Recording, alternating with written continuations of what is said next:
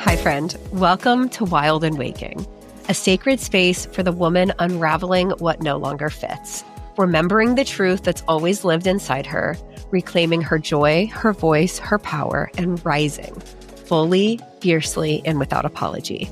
I'm your host, Emily Rushell, and together we'll explore what it means to live in alignment, lead with soul, and awaken a life of abundance, authenticity, and purpose. Let's begin. Hi, friends. Welcome back to Wild and Waking. Today, I am delighted to introduce you to Caroline J. Sumlin, author of We'll All Be Free, which I have been sharing about on stories all week as I've been diving through it.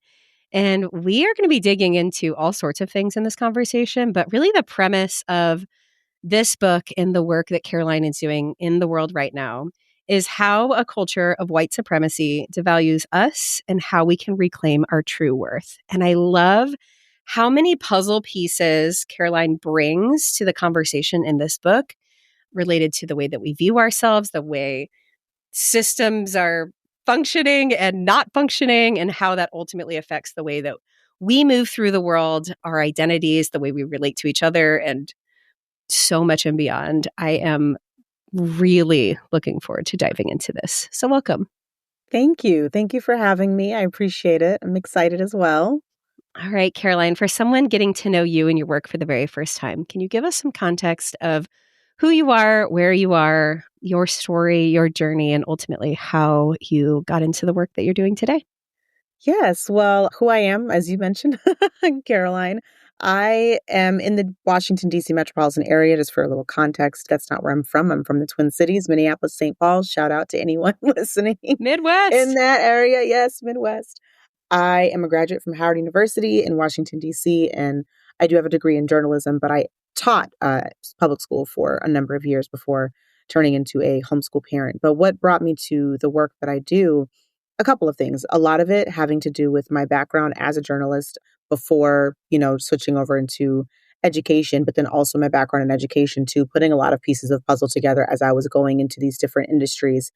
As I was raising tiny humans, or not as tiny as they used to be, and wanting to dive deeper into the things that were puzzling me, interesting to me, I apologize. I began asking a lot of questions about why the world is the way that it is. And honestly, it's questions that I've always asked, but I never really had time to dive into.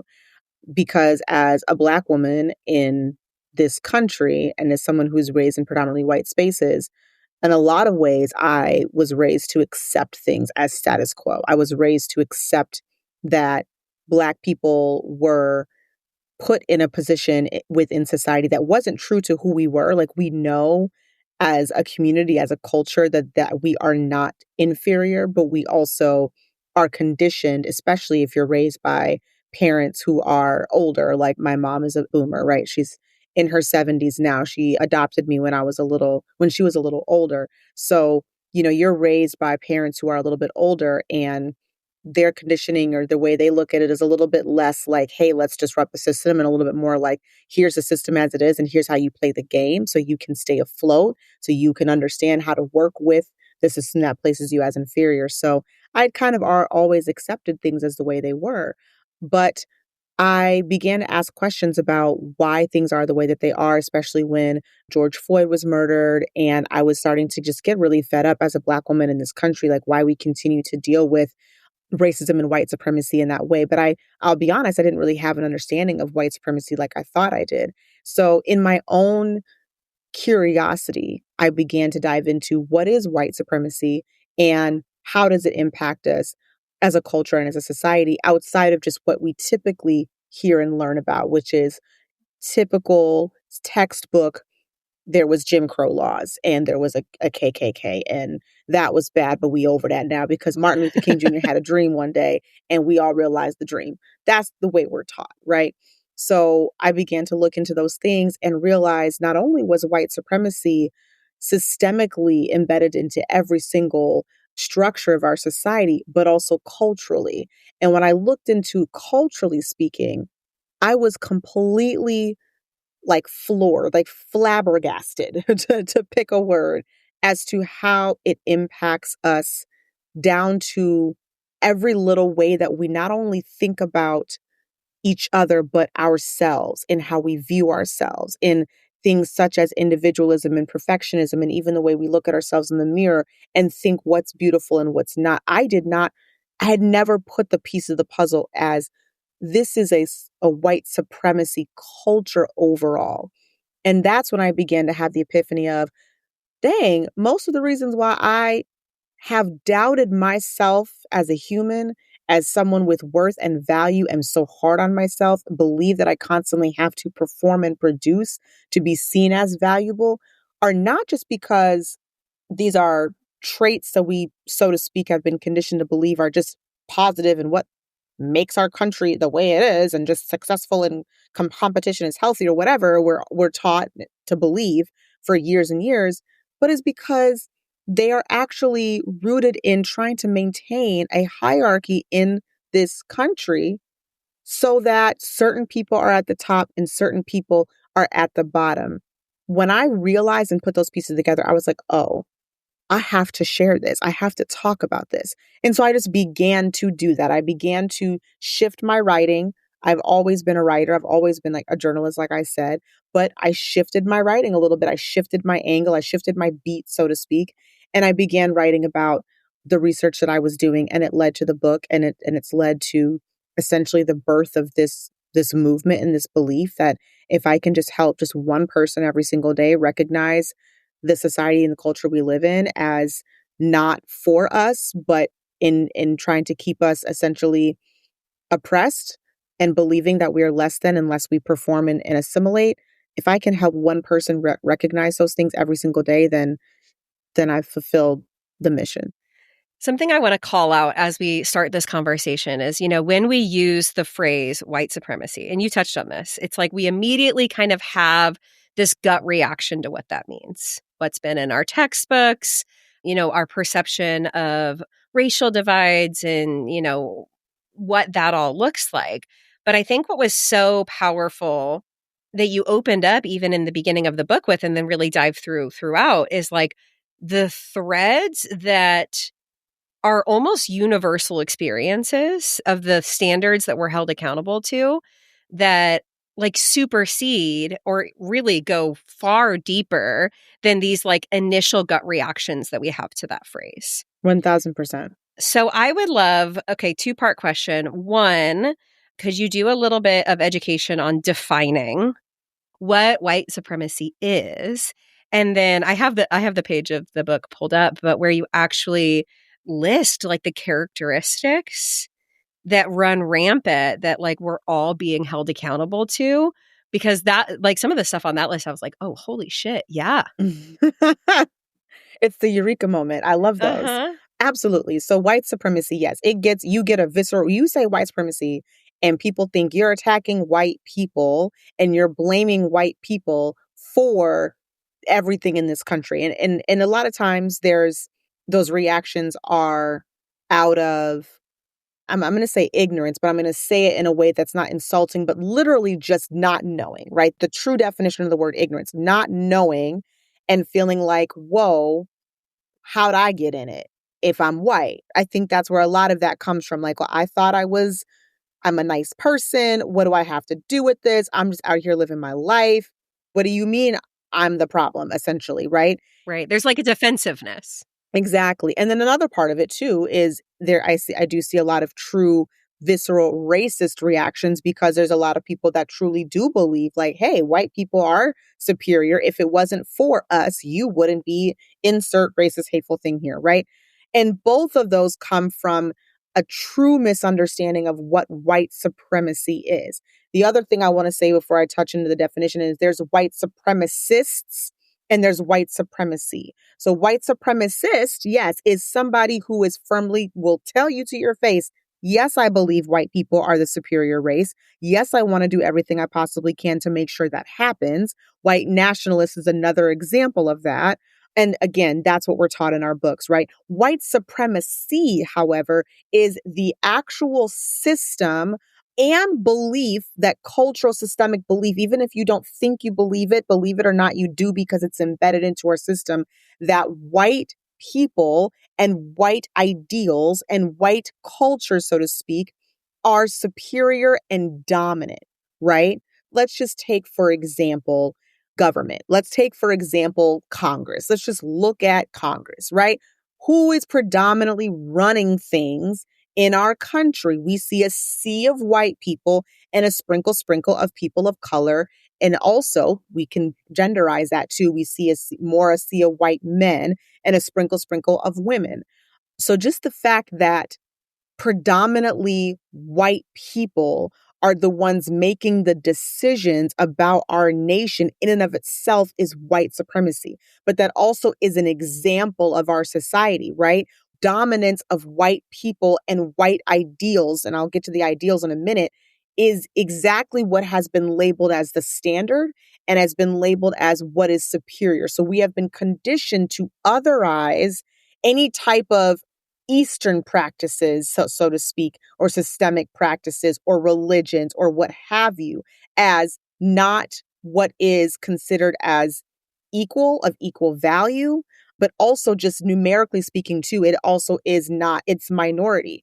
But regardless of numbers, if something is minority, it doesn't mean it has to be less than. But in our society, we are taught, no, that is less than, it's not as good as, because it's not white, right? So you can see that across the board when you look at your industries, when you look at your professionals, your CEOs, your wealth holders, what have you. But it's also a deeper level than that because it's systemic in that laws, regulations, ordinances, etc., throughout history have been created to ensure that white people and white ideals and whiteness maintains that superiority, so to speak. So it places that as this is what's superior and everything else on essentially a spectrum of blackness being the least is inferior. And you can name an industry and that can be proven true. So systemically, it could be historically job discrimination, voting discrimination, housing discrimination, health discrimination, how Black bodies, we can go on and on, systemically speaking. So from there, we have cultural white supremacy, where in any situation, in any society, a culture is going to emerge. So it's almost like there was no other option for a culture to take place that places the standard, so to speak, of the systemic white supremacy as the ideal for all to aspire to be. And if you're not aspiring to that, or you're not assimilating to that, or you aren't that in some way, shape, or form, then you are inferior. And we can talk more about that. But then you mentioned the characteristics of white supremacy culture. So from that culture, from these, just the typical way that we live our lives and the things that we believe as humans, these characteristics emerge from that. And they're also the characteristics themselves. Like, so perfectionism is a big one that I talk about in the book. And a lot of people question that because well, perfectionism exists anywhere, everywhere. What does that have to do with white supremacy? Well, a lot of things. In our culture and society, perfectionism is used as a tool of measure to measure how white you are, so to speak. Because what we're conditioned to believe is perfect actually usually aligns with whiteness. So it could be that. It could be the fact that how we look at these standards was defined by elite white men.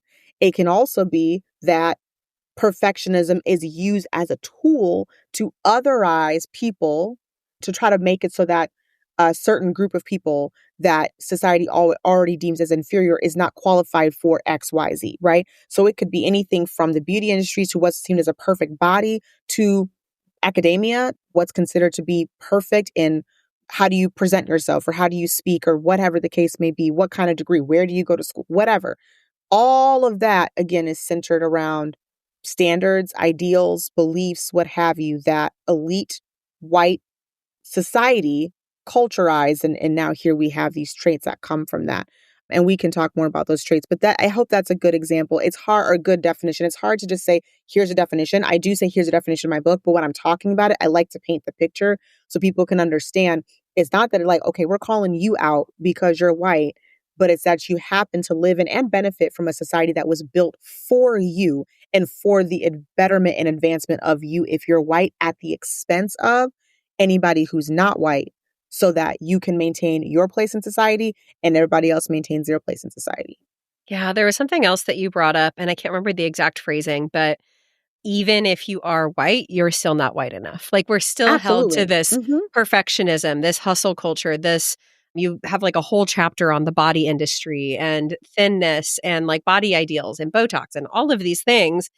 And so it's this culture of like expectation and norms and like the ideal that we are all held accountable to. And then that plants that seeds of doubt, not enoughness, like feeling like we don't belong. Like if you are in any way divergent from the ideal, that's where we get this like culture of decimated self-worth that extends everywhere.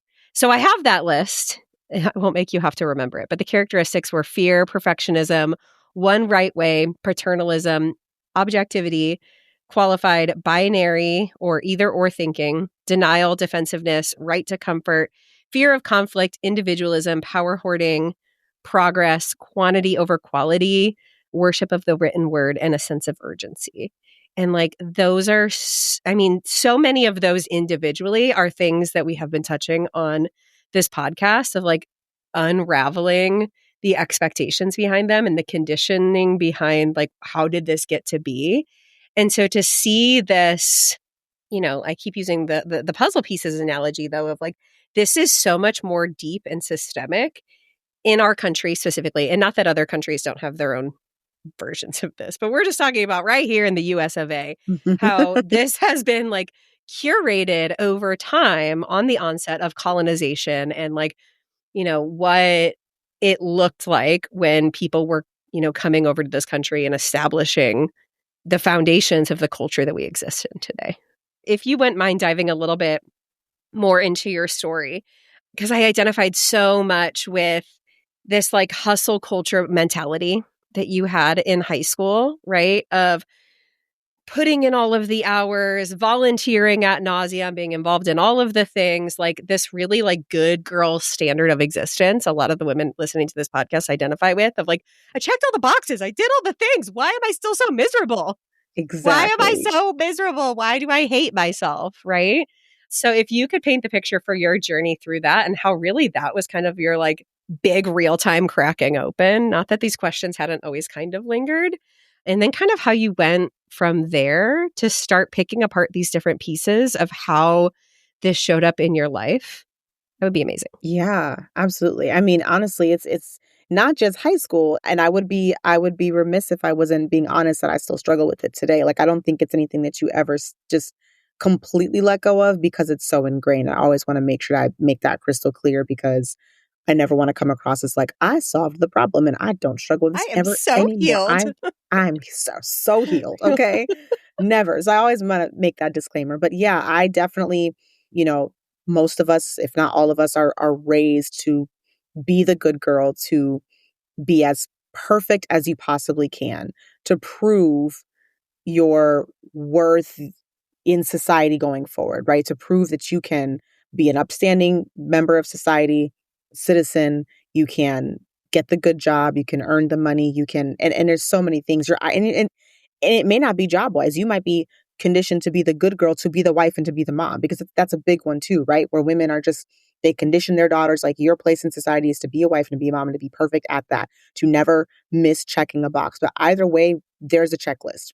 And in the book, I talk about how, depending on your family upbringing, whether you could be coming from a rich family or a poor family, a white family or a black family, or an immigrant family, or what have you, the reasoning or even the way that this conditioning happens may look different, but it's all stemming from that same root of white supremacy, right? So as a Black woman, I'm being raised like, listen, you're in a society that's going to think that you are trash because you're a Black woman. So in order to overcome that, in order to combat that, in order to prove that wrong, you have to work twice, maybe three times as hard as your peers to be given the same chances that they have. And as Black women, especially being raised by Black women who the Black women in my life specifically were educated and they had careers. So I was not like a first time in college situation. I was following the footsteps of my parents who were educated, who were educators, my godparents, all the people around me. They fought for that ability for Black women to be able to do work that was not domestic work anymore, because historically speaking, Black women were subjected to just domestic labor for white families. So when you are a generation of, you're coming up maybe 1, 2 generations behind the civil rights era, they're like, listen, you're going to go to college, you're going to get that education, and you're going to get a job that is not just this, because of just the generations of Black women being subjected to domestic labor, not even just post enslavement, but during enslavement as well, if you really want to bring it back, right? So I think that conditioning goes hard in Black families. That conditioning may have a different look in white families, so to speak. It may have an evangelical roots. It may have, we don't have a lot of money and we need you to be whatever the case may be. It can look different. But overall, the idea is society has these standards and they will not let you in unless you are checking every box and checking it perfectly. And again, a lot of times that perfection is rooted in what does it look like or defined as from a Eurocentric perspective. And that's where we get that white supremacy culture. So that being said, yes, I was in everything. I checked every single box. I was honors class, you name it. I didn't like certain subjects. I wasn't good at certain subjects, but if it had AP or honors next to it, you better believe I was going to be in that class because it looked better on the resume. You better believe I was going to be in X, Y, and Z activity. You best believe I was going to be volunteering a certain number of hours, whatever I could do to beef up my performance and my productivity, to be a shining star, to be accepted. I did it. And that continued through college and after college as well. I think that that's something that, once you're conditioned to it, it's very hard to let go of. However, like you were mentioning, you get to a point where you've checked off all these boxes. And what do you have to show for that? Not a lot. Burnout. Exactly. Burnout. That's what you have to show for that. And that can look multiple ways. You can burn out and you could have made it, so to speak. You could be the CEO. You could be in the C-suite or the exec suite or whatever the case may be. You're still burned out. It's still not enough. You're still being told that what you're doing is not enough. You're still being demanded to do more.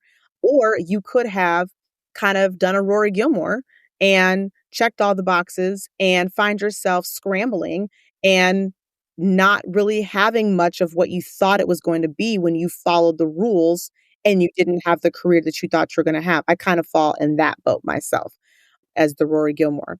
Either way, you have burned out completely and you have nothing left to give because you have been chasing and chasing and chasing these standards that are not aligned with our humanity. At least I believe. Yeah. I I don't agree. believe they're aligned with the way that our humanity, and I believe not just women, men too, are supposed to be. The way that our natural rhythms are as people, as women, as feminine, and including masculine too, the way their natural rhythms work. We were not meant to run on this 24-hour constant productivity cycle that the age of the Industrial Revolution brought us. Like that was not meant to happen. It all ties back to history. Always ties back to history. So, anywho, I think the next part of the question was, how did I start to unravel that? I mean, when you hit that stage of, I'm literally cannot function anymore because I have been going for so long and I don't have anything to show for this. And I still feel like the answer is more. Well, what if I'm not? I just should have. Okay, I didn't. Okay, let me try. Okay, maybe I should get this. Maybe is it the degree? Is it, and even to the point where it spills over to, okay, for me, I became a mom. And so it shows up in my dinner wasn't perfect enough. The laundry wasn't folded perfect enough. I have to have every single room of the house cleaned by 4 p.m. on Sunday. Like little to the point where I'm literally having anxiety when I'm going into work because I didn't maybe the night before do something domestically perfectly, so to speak, or I have anxiety about getting home to be perfectly domestic in whatever that looks like. But it's not even just the work, the career, the education, it's everywhere.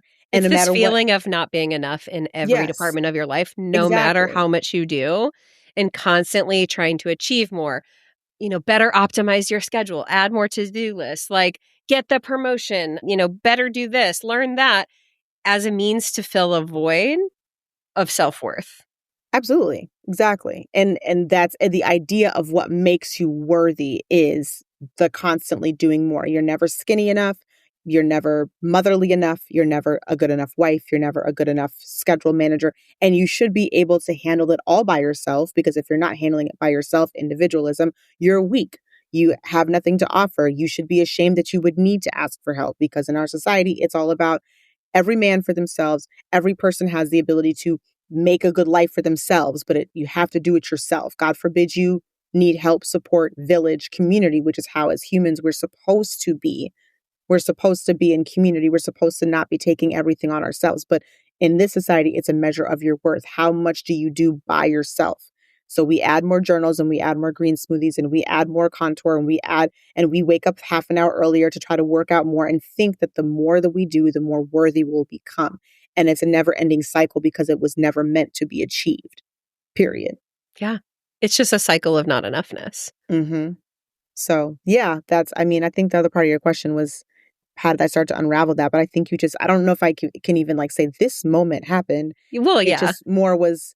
It's like a period of time of asking like the bigger questions of like, why do I feel this way? When will it ever be enough? And like kind of for me, it was like the realization of like, oh, it will actually never be enough. I am constantly on this wheel of, trying to earn my love and worthiness through achievement, accolades, impact, right? Doing the most for everyone else at my own self-sacrifice, right? Which especially motherhood is like the perfect storm for. But it is a complete and total rewiring to really unpack and understand like true inherent worthiness and ultimately like these systems and structures who have created this in the first place and how, like you mentioned, like they are so anti the way I believe humans were designed to exist. Like if we go back thousands of years before the onset of, the church and the rise of the patriarchy and all of this, it's all All of wrapped up it. in one, right? Right. Like there is Yeah. no one word Right. to encompass this, but like you see like community and reciprocity and matriarchy and value that's not placed on this individualistic hustle mentality. Exactly. So where do we go from here? How do we start to liberate ourselves from all of these things that keep us so captive? Yeah. I mean, and that's a hard question because especially I'm going to speak a little bit even to right now, right this moment we're living in. The more that we experience oppression from a leadership standpoint as well, and uncertainty in our society because of that, the more that we are conditioned to grab hold of these illusions of control, these mechanisms of control, these traits that make us think, well, if I just do this, maybe I can position myself to be unaffected by it. Mm-hmm. Reality, they're tools to keep us in our place, so to speak, so that we actually will, like we mentioned, never be enough. But we think and we are conditioned to believe I can keep this up and I can have some control so that I can be enough. And then it goes back in that individualism. I can't speak for everybody else, but I got to make sure I'm good and I got to make sure I'm enough and I got to make sure I'm in control because of the uncertainty that's around us that we also know that we can't trust. So right now it feels even harder. And it also feels like we are even just 5 years post COVID and all these things when a lot of us were having these reckonings, not just racially, but in so many ways. I mean, I think I saw it in so many places, whether that was in body composition and health and wellness and health at Mm-hmm. every size or whatever the case may be, or what productivity looks like or slowing down or what COVID forces, all the things that we were kind of like beginning to reckon with and realize was like damaging us. We've done a full 180 since then to the point where it's even worse now. So now We skinny really took culture, that opportunity we and threw it out the and just window. threw it out the window. It's gone. So it's even harder now when you want to choose to live in opposition to what that looks like because we are back where we started, if not more so, with the glorific, like if I see one more post about locking in, glowing up, winter arc, etc., like be quiet. It's November. We're Mm-hmm. supposed to be slowing down. Like, come Go on, take a nap. go take a nap, go touch some grass. Seriously, we're seeing so much of that. We're seeing so much content about leveling up in some way constantly, right? And I think a lot of that is in response to what we're witnessing right now. And our nervous systems are so damaged and fried from all of that. And it's such a trauma response to be like, let me go back to what I know. And what I know is controlling this. What I know is doing more. What I know is feeling like I have some control. So let me write in my planner some more and wake up a half hour earlier so I can feel like whatever, and feel worthy and hope that society will reciprocate my efforts and tell me that's okay, you're worthy, and it never will be enough. That being said, in this culture and climate right now, it will feel nearly impossible to live liberated, so to speak, because you will feel like you are swimming against a current. So it doesn't mean it's not possible, because when you're swimming against a current, you're still doing it. But I just want to make it clear it will feel like that because of where we are. That said, I still believe that you can do it, that you can live in opposition or resistance to what society says you're supposed to do in order to be worthy, the perfectionism, the individualism, the urgency. It looks like taking just a few areas, taking a look at your life in just a few areas where you see yourself running rampant and trying to keep up with what society says is standard, and asking yourself, is it serving me? And if not, how can I just take one way to go against that? So, for example, let's just take individualism, so to speak. We were talking about how we are not supposed to be doing life in isolation, especially as women.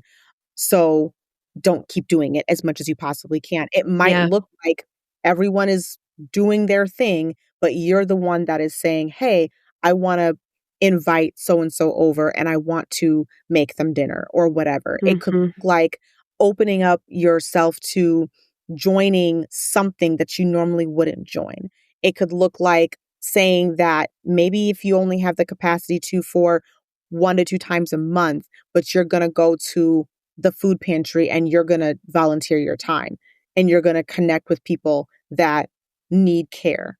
It could be many different things. It could also be not just giving your time, but it looks like if you can't ask for, you're that kind of person that's like asking for help, makes your skin crawl, you're going to do it. You're going to reach out to that friend and say, listen, I'm struggling with this. I need some help. I need somebody. It could be as simple as that. But on the other hand, it could look like resisting urgency. So we're looking at the traits, going back to those traits that we talked about, which is not I researched through the research of Dr. Tema Okun, who I cite in the book. But it could look like, okay, where do I feel myself constantly operating in a sense of urgency that never stops? And how do I resist that? Do I schedule a couple hours of week where I am completely present and I refuse to be urgent in times that I normally am? And I get that, different access looks different to everybody. Some of us are in situations where, because society is the way that it is, my husband, for example, like he got to be at work at 8 a.m. Like he don't have a choice. Like there's no choice, right? But it could look like slowing down when he comes home, for example, and going against the grain of, I got to rush to the next thing. And I'm going to be present with my family. We're going to have all phones off for a few hours or whatever that may look like. Or personally, for the listeners that are, women like us, it could look like, okay, where do I find myself rushing my children? Where do I find myself rushing in my chores? Where do I find chores is such a terrible word, but I hate the word chores, but my household management tasks or whatever. Where do I find myself rushing in, insert whatever the case may be here? And how can I say, you know what? I'm gonna leave that laundry can wait. It's gonna be all right. That sounds very trivial, but those little things really do make a very big difference, because you're retraining your brain to say, I don't have to live like this, and my worth is not measured by how much I get done today. It's not measured by whether I woke up at 5 a.m. to get my hour-long workout in, or insert thing that you struggle with here. It doesn't mean you can't do those things. I'm not saying don't work out. I work out every morning. I love me a good workout. But I had to reframe, my workouts from being about shrinking my body to about strengthening my mind. And it's that reframe every day. Yeah. Well, and some of it comes like from intention, right? When we're just constantly adding stuff to our plate from this place of trying to feel like we're enough or that we're keeping up or we're doing what we should be doing or we're supposed to be doing, then it doesn't actually matter what the task or how you're spending your time is. Like you said, it's this urgency, it's the intention, it's the filling a void. And so it's like the opposite of that is the presence, the intentionality. Okay, why am I moving my body? Why, even just talking about the beauty industry, like when you can rewire the way that you exist in your human body, there is so much liberation there in like even just coming to a place of neutrality with your body and your appearance. But, going the step further to like letting go again of those arbitrary expectations and like really figuring out how to love yourself for who you are, where you are in whatever season of life you are, like that in itself is so powerful. And I think so much of this is like a practice that maybe you start in one place and then it kind of filters over. And I think, a lot of our listeners are in this place of asking bigger sets of questions, even going back to this like binary thinking, immediately getting defensive, like getting that individualism, like that sense of being held to a certain standard that was set by someone else. And so to me, I think a really powerful takeaway for listeners is just being able to sit back and get curious. Like, why do I feel this way when someone says this thing? Like, is that true? Where can I learn more about that? Like, okay, here's what I grew up believing. Like, what else could be true? Like, what could I, weave in? Like, what other stories could I listen to? What other voices do I need to hear on this? Because you said this several minutes ago, but going back of like, we had COVID as like this, that whole era was kind of like this huge awakening. And I think a lot of us are still kind of on that awakening journey, but collectively, in what we're seeing happening in real time, in society, in government, in conversations, in media, in discourse is like, I think in a lot of ways, like an extinction burst. It's like the last really ugly rearing. And I, hopefully being a forever optimist, hope that that means that we are trending towards something different. But I do not have the delusion that it's going to be an easy path to get there.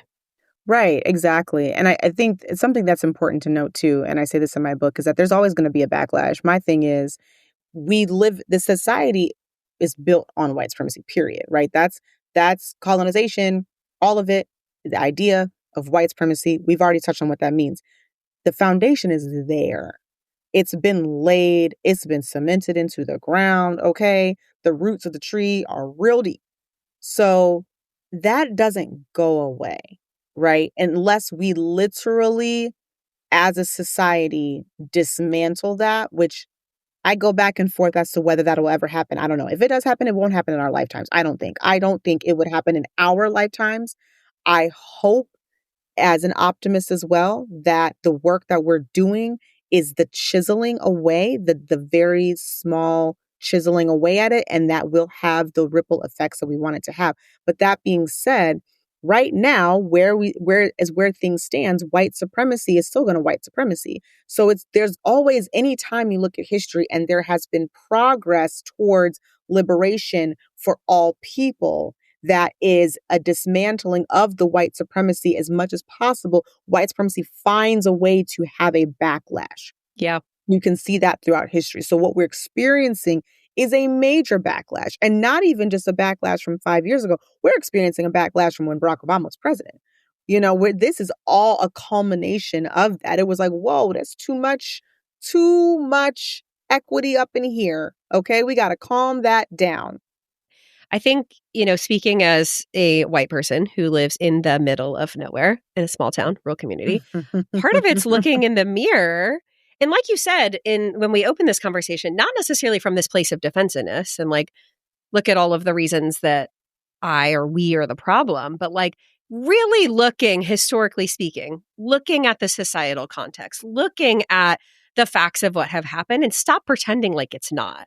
And stop making it this this issue where we're immediately jumping to conclusions and defensiveness but the willingness to sit and to listen and to dive in and to untangle where these roots are showing up for not only ourselves, but for the collective and for people who have different life experiences, and the willingness to sit in the discomfort of that, which is a overarching theme that we've been talking a lot about on the podcast, is like, until more people are willing to be uncomfortable, it's easier to just like double down and pretend like things aren't happening, right? It's easier to double down on your religious upbringing than admit that something doesn't make sense, right? It's easier to double down on this than it is to like sit in hard conversations. And so my invitation for our listeners is to allow this to be an opportunity to get curious, to read Caroline's book. And I'm sure she can share other resources that would be great places to explore, and the willingness to not have it all figured out and not know how to speak to it perfectly, but to know that in order to work towards collective liberation, to work towards collective healing, which I agree is going to be this like arc of humanity that we will not see the end of in our very present body lifetime. But that transformation is going to happen if we're willing to look, and if we're willing to talk, and if we're willing to get uncomfortable, we're willing to dive in, because what has been happening, well, I was going to say it isn't working. It is working exactly by design, but it's not working for everyone. For us, right? It's not working for how we are supposed to be operating as humans. It's detrimental in every way. Even those that are most beneficial, excuse me, those that are the most beneficiaries, Who are benefiting the most? yes, It's still making us miserable. yes, it's still exactly like, yeah. I touch on that in the book on like the how, and it's being able to realize that one of the reasons why we can't get rid of the system is because if you're benefiting from the system, even though you're benefiting from it in a way that is still, in my opinion, no benefit outweighs the detriment, that you know what I'm saying? But Mm-hmm. we've been conditioned to believe that that benefit does. We're conditioned to believe it's like that's gold, and that nothing's worth more, and that a lot of people are willing to take the detriment because of the benefits that they have from that system, or from the system that in the culture.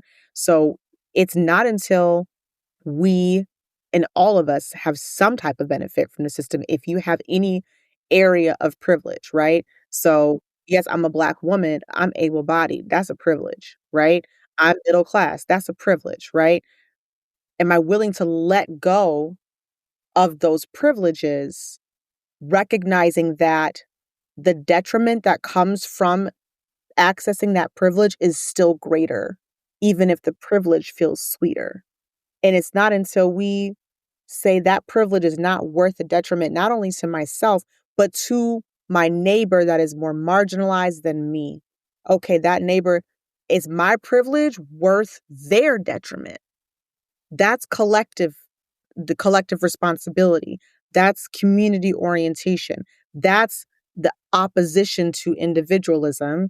And that's how the system doesn't want us to live, because it wants us to continue to think me, me, me, so that there are people to continue to keep oppressed in every sense of the way, not even just economically or class, but that's an example. But if you take any system or any structure of this society, you can apply the same rule of thought and you can see it at play. And then you're like, aha, that's where it is. And that's how we start to get rid of it. Mm. We could talk about this for hours, I am sure. And you, I know, have kids upstairs that I am sure are ready for mom to come back. So before we close out, can you tell us more about first of all, what are some maybe further resources that you would recommend for someone who this conversation sparked something for? And then how can we get connected to you and your work online? Yeah, absolutely. Well, I do have a list of books in my book, actually. So if you do get my book, I have a list of further reading in the back here, but I can read some of those off because the books just are awesome. White Evangelical Racism, The Politics of Morality in America by Anthea Butler. That's a great one. Oh gosh, I'm blanking on, this is not written down in my book. Why am I blanking on this book? Some of Us by Heather McGee. This book right here, it's going to change your life because it's going to basically explain to you how America specifically would rather cause harm to everybody than have Black people in particular, but Black and people of color have access to something that would make sense for the greater good. Period. The Sum of Us, you said? With Some of Us, yes.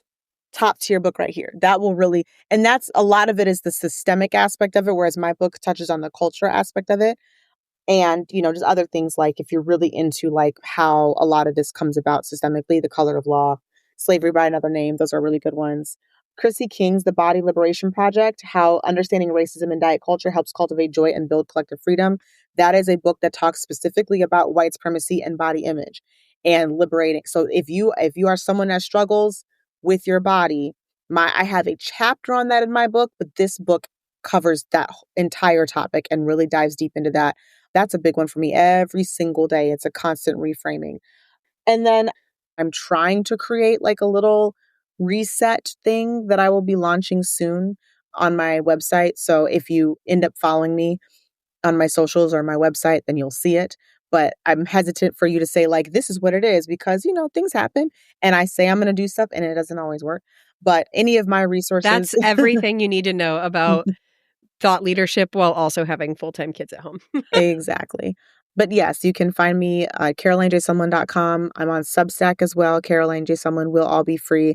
My book is Will All Be Free. It's available wherever books are sold, including audiobooks. So if you like to listen, I did narrate the audiobook or Kindle or what have you. Social media channels is all Caroline J. Sumlin. I keep it pretty simple. I love that. Okay, last question I ask every guest on the podcast. What does growth look like for you in this season? Growth for me in this season looks like sitting with acceptance in my limitations. No, that's been my year as well. This pregnancy has been the hardest year of my life, and weighing the expectation of what I thought this year was going to look like compared to the reality of capacity has been a journey that I know is really important. I mean, going back to the just like dismantling urgency and hustle culture and all of that, but also, when you're a really purpose driven person and you know that there's really big meaning in the work that you're currently on fire for, and your time, your capacity, your energy, for whatever reason, doesn't match this like flame that you have, it is really disorienting. I've experienced a lot of grief this year around it. So although for a totally different reason, I relate to that very deeply this year. No, the grief is real, and Mhm. I appreciate you bringing that up. And I would add to that also not like allowing the fear to be the driven factor. And fear is really so much of the underlying of all of this as well. Like fear of running out of time, fear of with that urgency, fear that you will never get there, fear that your life could be cut short. Like there's so many things that run through my brain in fear about everything, fear of what's happening with it's hard, right? With our economic and political uncertainty. Like there's a lot of fear there. And it's okay if that's what you're feeling. That's so real. And we have every right to feel that way, but also trying not to let fear drive your every move in life because that will have you paralyzed. So I'm with you on that. Yeah. Well, and in specifically in what we're talking about, it's like the fear of falling behind, the fear of being irrelevant, the fear of not getting your message out, the fear of, all of that. And All of so, it. Mm-hmm. yeah, I've been on that journey, and it's a weird place to like have peace around it in a lot of ways, because I have been so intentionally dismantling a lot of the things that we've been talking about around urgency and hustle and achievement and accolades and all of that. And also, like I said, like the grief that comes with it's a lot to hold space for. So I for sure see you in that for a very different reason. But Yes. well, what you're doing matters tremendously. And I appreciate your willingness to come on and share and, bring your research, your lived experience, your nuance to this conversation in a way that I think makes it really tangible and accessible, especially, for women, for white women, me speaking just as to who I am, to come into this and start to understand and start to figure out where to go next and what to do with this, and how to be the change we want to see in the world. So thank you for your willingness to do this with us. I really appreciate you. Well, thank you for having me as well. And your work is wonderful. It feels it's the glimmer of hope that we definitely need to know that there's people out there doing this work, passionate about it, passionate about seeing people living liberated is huge. So thank you. Thank you for having me. It's been an honor. I really see, like, the deeper I go into this, the more questions I ask, the more I invite people in, the more women I see who are leaning in and saying yes. And I see this just like collective wave of something really beautiful that's rising through, through the ashes, through the turmoil, through the fear, through the uncertainty. It gives me hope for, the future that our kids will be in. But it comes with, women like us being able to lead the conversation and do the uncomfortable things and pave the way. Yeah, absolutely. But it's not easy. It's not easy. There are so many days where I'm just like, I really could just be a fashion influencer and call it a day. Okay. Yeah. I'm gonna let you know that right now. I read a little comment. I'm like, why am I not talking about the Sephora sale and just keeping it simple? Why do I have to write a book? Why do I have to have thoughts? Why? Not easy. No, but, it would be fundamentally easier to just go back to this like hustle culture condition, all of this, like, this is how we've always done it. Self-awareness is a bitch, but I think it's worth it. Right there. Right there. All right. Thank you, Caroline. Hey, friend, I hope this conversation sparked something real in you, something that feels like truth, curiosity, or the courage to keep becoming.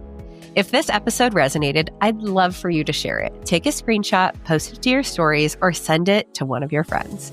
You can always find me over on Instagram at Emily Rushel, where I love continuing these conversations and hearing your takeaways.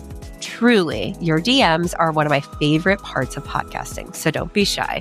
I'd love to reflect and connect with you over there. I'm so grateful to be surrounded by a community of women who ask hard questions, sit in the discomfort of the unknown, blaze new paths forward, and ultimately come home to their wild and waking selves. See you next week.